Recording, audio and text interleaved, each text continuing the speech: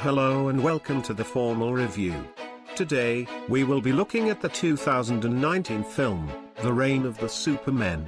Now sit back, relax, and enjoy the review. Hello everybody and welcome back to the formal review. Now this is episode 38, but this is the first episode of season 2. We're going to start off 2019 with a bang. Before I want to get into it, I do want to say that there will be some spoilers. However, I do try to keep the entire review fairly vague and try not to ruin the movie for you, but I do recommend that you watch the film prior to listening to what I have to say about it so you get the full feel of it. But if you really don't care about that, keep listening.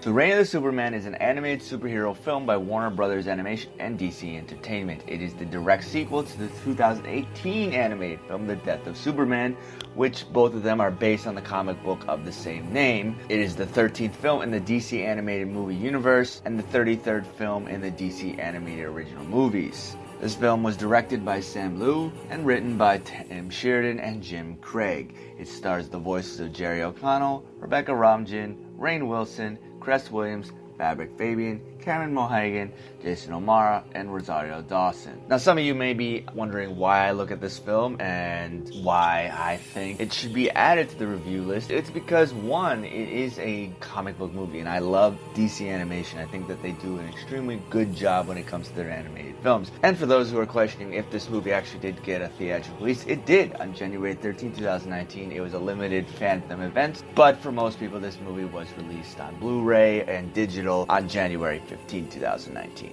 It takes place 6 months after the events of the first film, and the world has been introduced to these 4 new different types of Supermen. You have Superboy, Steel, Cyborg Superman, and the Eradicator. For those who haven't seen the first film, this film is the second half of that overall story, and going into this, I was a big fan of the first one. If you want to hear my full thoughts on that film, you can go back and listen to episode 15. It's a pretty high standard for this sequel. The story here is very good in the sense that it definitely works very well off of the source material. There is some really dark aspects to it. The animation style was very good as well. Sometimes even looked better than the first film. However, I really think that some of the action sequences were better in the first film than in this film. But the strongest point of this film is the voice acting. For those who know what I thought of Rainn Wilson as Lex Luthor in the first film, you know I wasn't the biggest fan of it. Now, I'm not saying that this completely changed my mind about it. However, I do think that he does a fairly good Lex Luthor. He kind of makes it a much more darker role, and it makes his character a little bit more intriguing. Having said that, I don't think it's perfect cast still, but I do think it's better than the first film. His performances are obviously O'Connell and Romijn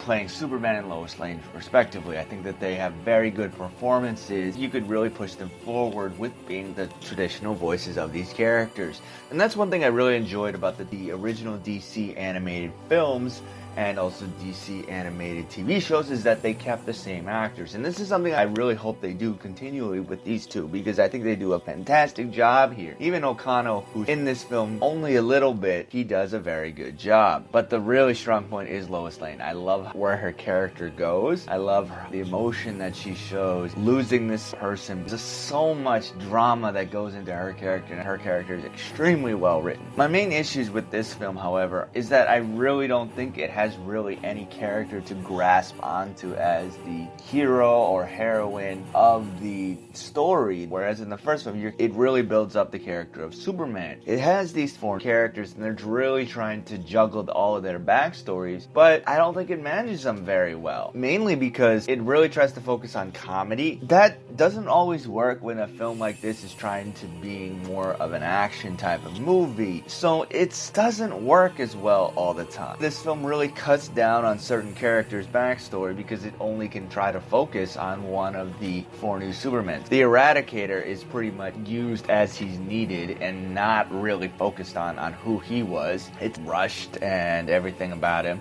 And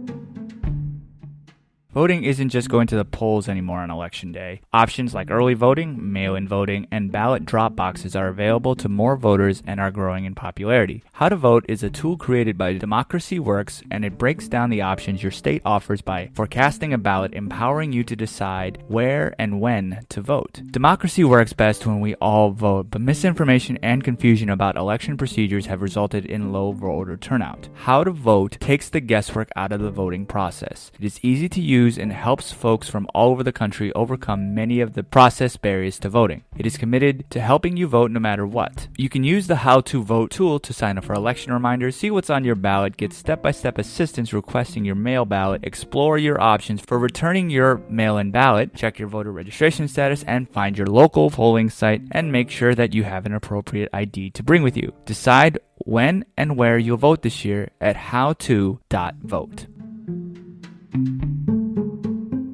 Really, Steele, I think, completely underused, especially with the voices, who's Cress Williams for those fans of Black Lightning. They could have done so much more with this character because he's a character who legitimately started his job because he wanted to help out people, just like Supermen did. His character has so much potential. Unlike all the other Supermen, his was the most honest, and they could have done so much more with his character. They could have really drove a message home of what it would be like without Superman. We really don't get this feeling of life without Superman. We don't really see how bad it was and why these 4 Supermen have now come to power. We go 6 months, but we don't see how that 6 months went. We just have to assume that it was really bad. Superboy, I think, honestly was a little bit of a letdown as well. I was a big fan of Superboy as a kid. I thought he was a really cool character. Actually, I had a Superboy action figure. It was one of my favorite versions of these 4 Supermen. And for those who have watched Young Justice, I think that is one of the best renditions of him and really making him a more grounded character. Really get to see who this character is. Now this one, honestly, while he does go through an arc, I thought he was a bit annoying. And I do think that how this film tries to tie into the ultimate overall DC animated universe doesn't really make for a concrete film. And this is one of the tweaks that it changes from the original material. And I wasn't the biggest fan of it. I get it and it's kind of cool, but it really didn't work. And this is where a spoiler comes in. So they reveal that Cyborg Superman is essentially being run by Darkseid. Again, because you know who Darkseid is, it really takes down a lot of who Doomsday was. And I'm not trying to say that the Doomsday villain was really that impressive, but it takes it down even more because it's just, well, okay, we have Doomsday, who's the guy who killed Superman, and then you have Darkseid, this more powerful being. And this is a problem with a lot of comic book movies. When you build up this one villain for so long, and then after they defeat that villain, they really have to now say, oh, but there's a more powerful one out there. But then why are we spending all this time developing this lower hand villain, you know? And this is really something that this film tries to tweak because they want to keep this continually throughout the other DC animated films. And I think that that's good in the sense, again, of continuing the idea, because I do like when films do keep continuation of characters and continuations of stories. But when these 2 films make up one of the most famous Superman stories of all time, you gotta try to not do that until like an after credit scene, you know? But I do feel that the second half of this film, when stuff is starting to go down, I think that's when this film really makes it worth it. There's a lot of great action, and I feel that this film just overall is entertaining. I had a good time watching it. The first film is definitely better, and that film was extremely entertaining. Again, go listen to episode 15 to really hear what I have to say about it. After watching this, I would say it's definitely worth watching, definitely worth buying on Blu-ray, and definitely worth adding to your collection and continuing the film. So at the end of the day, I would rate this film a 4 out of 5 bow ties.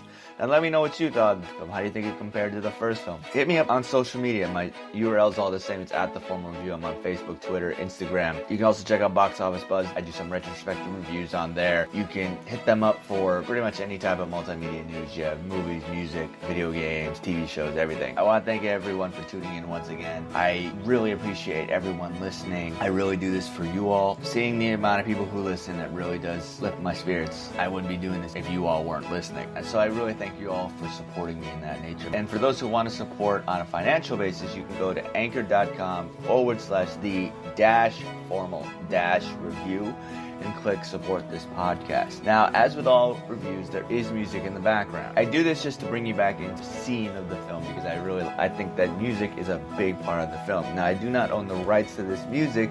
However, I do think it's a big part of the film, so I want to bring support into that. Now, the music in the background this episode is from the original motion picture soundtrack of The Reign of Superman, composed by Frederick Wideman. Until next time, I'll see you at the movies. Take care, everyone. Thanks for tuning into this episode of The Formal Review. We hope you'll join us again.